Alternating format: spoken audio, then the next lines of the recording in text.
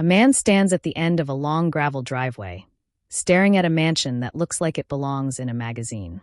Stone pillars, sweeping steps, windows that catch the afternoon sun like diamonds. This house, he built it. Every brick, every beam, with his own sweat and sacrifice. But today, he looks like he has absolutely nothing. Torn clothes hanging off his shoulders, shoes covered in dust, one small bag clutched in his weathered hands. His face lined with exhaustion, his eyes carrying a weight that money can't measure. The people inside that mansion? They're his family, his blood, the people he's worked himself to the bone for decades. But here's the thing, they have no idea he's coming. And what's about to happen in the next 7 days will reveal a truth so painful, so raw, so devastatingly real that it will change everything. Because Daniel Cross is about to answer the question that haunts every successful person who's ever wondered late at night, alone in their study, staring at their bank account and feeling empty. If I lost everything tomorrow, who would actually stay? Not who says they love you.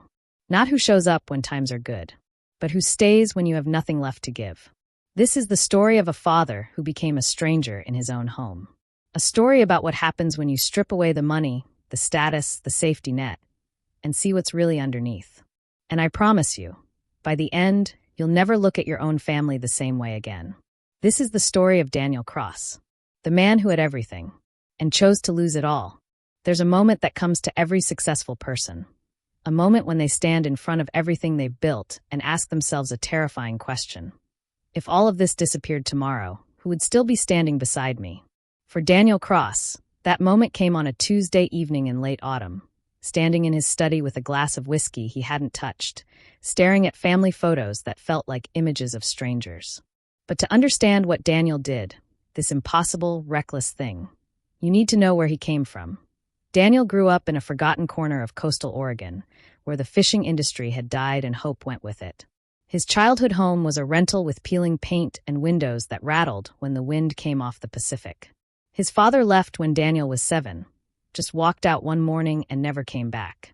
His mother, Caroline, worked 3 jobs. She cleaned offices before dawn, waited tables at lunch, and stocked shelves at the grocery store until midnight. Daniel remembered the sound of her footsteps coming up the stairs at 1 in the morning, so tired she could barely stand. He remembered other things too. The way she'd put food on his plate and claim she'd already eaten. The way she'd smile when he showed her his report card, even though he could see the worry behind her eyes.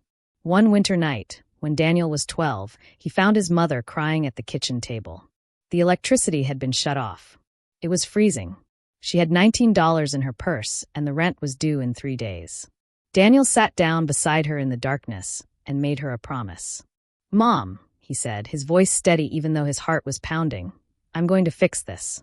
One day, you'll never worry about money again. I promise." She smiled through her tears and kissed his forehead. Daniel Cross never broke a promise that he worked. God, did he work. While other kids played after school, Daniel stocked shelves, delivered papers, mowed lawns.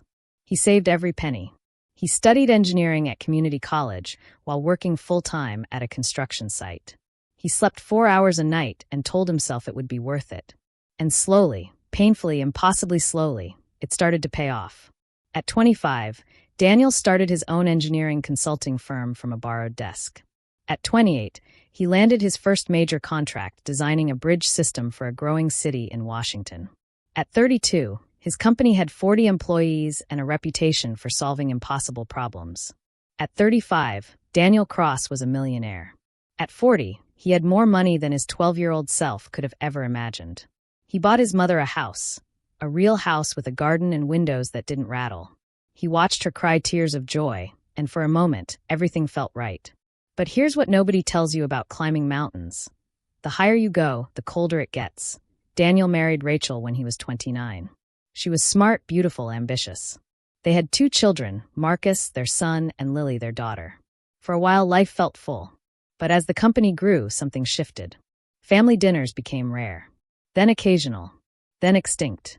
Daniel would come home at midnight to a dark house. Rachel stopped asking about his day. Marcus grew up barely knowing his father. Just a man who paid for things and occasionally appeared at birthday parties with expensive gifts and exhausted eyes.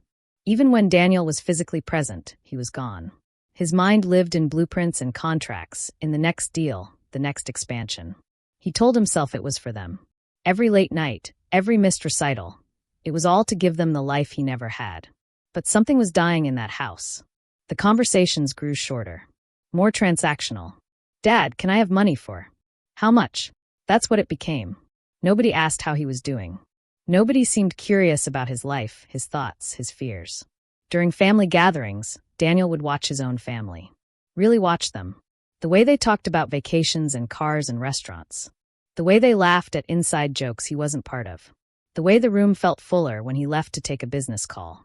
Late at night, alone in his study, Daniel started asking himself questions that terrified him. Do they love me? Or do they love what I provide? If I lost everything tomorrow, would they stay? He tried to push the thoughts away. Told himself he was being paranoid. He had everything most men dreamed of. So why did he feel so alone? One evening, Daniel sat in his attorney's office. Richard Monroe had been Daniel's lawyer and friend for 15 years. One of the few people who still called just to talk. As they finished their business, Richard asked casually, "So how's the family?" Daniel paused. Longer than he should have. "They're fine," he finally said. Richard studied him. That wasn't very convincing. "You ever wonder, Richard, who'd stick around if everything fell apart?" Richard leaned back thoughtfully. "You know, there's an old saying. You never really know someone until you see how they treat you when you have nothing to offer them." That sentence landed in Daniel's chest like a stone dropping into deep water. "But how do you test that?" Daniel asked quietly. "How do you find out the truth without destroying everything?" The idea took root that night. Terrible. Impossible. Necessary. What if he could strip away all the noise, the money, the status, the security, and see what remained? Who would stand beside him not because of what he provided, but because of who he was? The thought terrified him. Because deep down, Daniel already suspected the answer. But he had to know. Over the next 2 weeks, Daniel and Richard worked out the details. Daniel would transfer temporary control of his company to Richard for 7 days.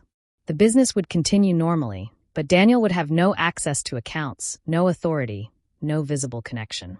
He'd withdraw a small amount of cash, enough to survive, but nowhere near enough to maintain his lifestyle.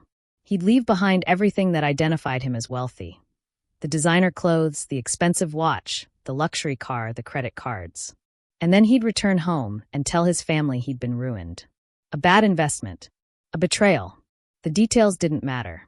What mattered was the story. Daniel Cross had lost everything. "Are you sure about this?" Richard asked. "This could break your family apart. Or it could show me what's really there," Daniel replied. "Right now, I'm living with ghosts. I need to know who's real." The night before, Daniel couldn't sleep. He lay in bed beside Rachel, listening to her breathe, wondering if she'd even notice when he was gone. At dawn, he got dressed. Not in his usual tailored suit, but in old jeans, a worn shirt, scuffed shoes. He packed one small bag. He looked at himself in the mirror and barely recognized the man staring back. His hands shook as he picked up the bag. This was it. He walked down the stairs of his mansion, past the expensive art, the marble floors, the crystal chandelier. He opened the front door and stepped outside. The morning air was cold. The gravel driveway stretched out before him, long and gray. Daniel took a deep breath. "Okay," he whispered to himself. "Let's find out who you really are to them." And he began to walk. Away from the house. Down the driveway. Through the gate. Into the world where Daniel Cross was nobody. For 7 days, he would live like the man he used to be. The man with nothing. And then he would return. Not as the provider. Not as the ATM. Not as the solution to everyone's problems. But as a man who'd lost everything. And in that loss, he would finally see the truth. 7 days can feel like a lifetime when you're pretending to be broken. Daniel spent those days in a cheap motel on the edge of town. The kind of place where nobody asks questions and the neon sign flickers all night. He worked odd jobs for cash. Washing dishes at a diner, helping unload trucks at a warehouse. His hands, soft from years behind a desk, blistered and bled. But the physical pain was nothing compared to what was coming. On the 7th day, Daniel stood in that motel bathroom, looking at himself in the cracked mirror. He looked the part now. Exhausted. Beaten down. Real. It was time to go home. It was a Saturday afternoon, and Daniel knew exactly what would be happening at his house. The monthly family barbecue. His brother James would be there with his wife. His sister Patricia and her husband.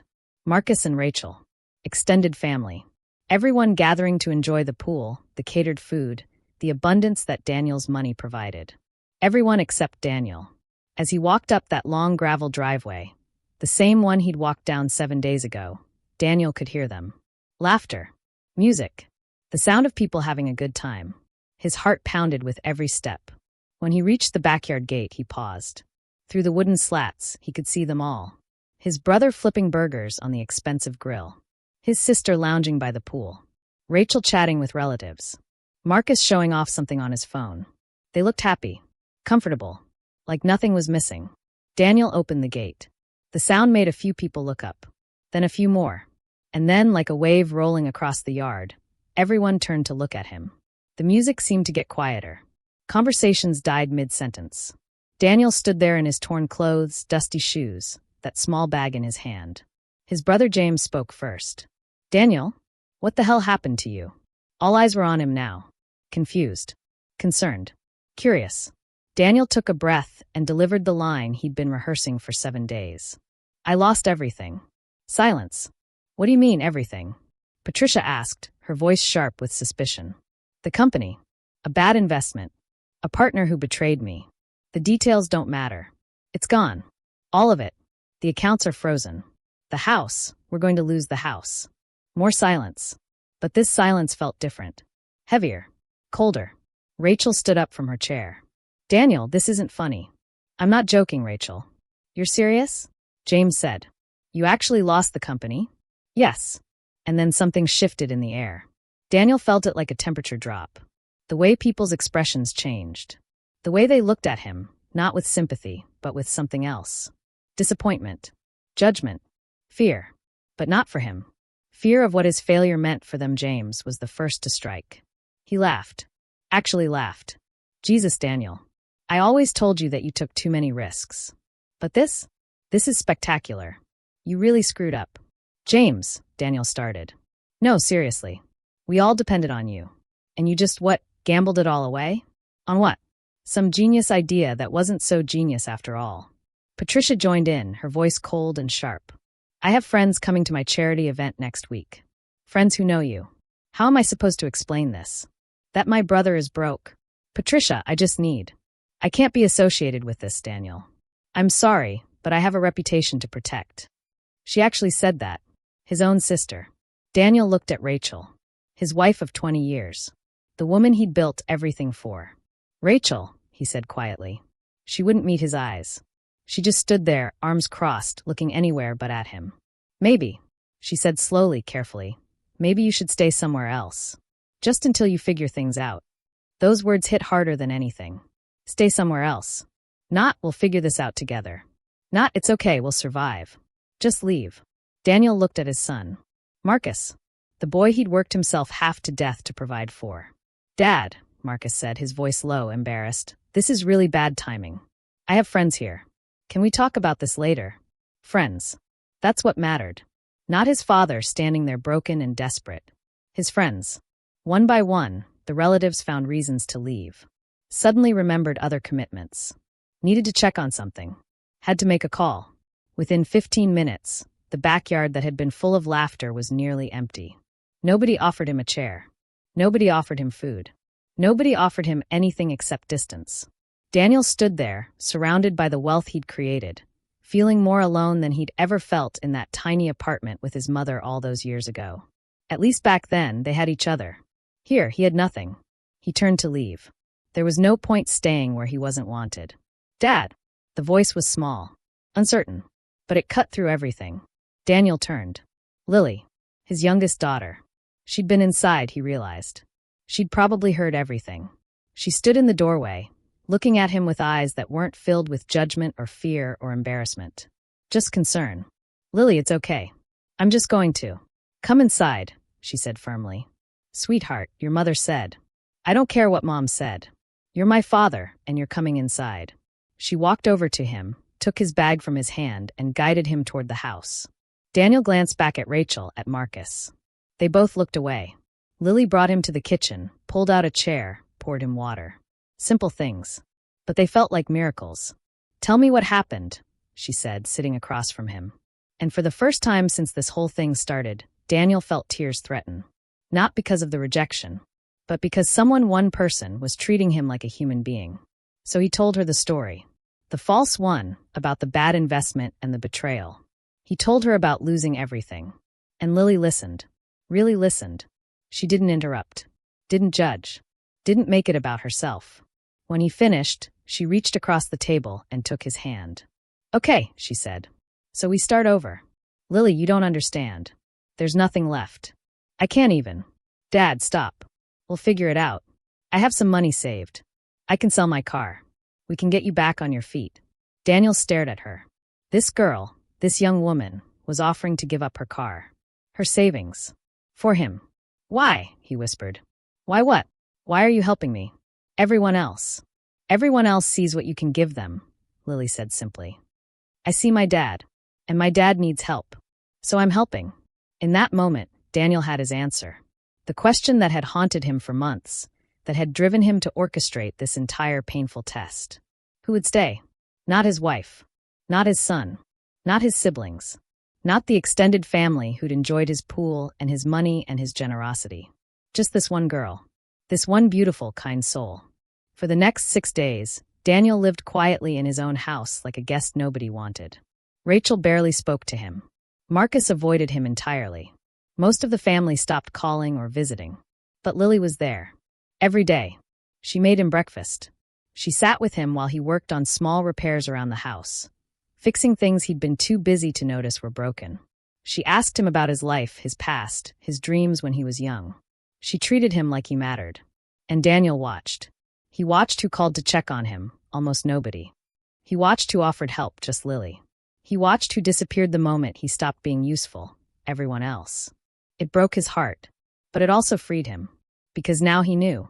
The truth was painful, but it was real.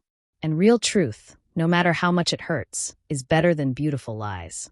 On the 13th day, Daniel called everyone back to the house.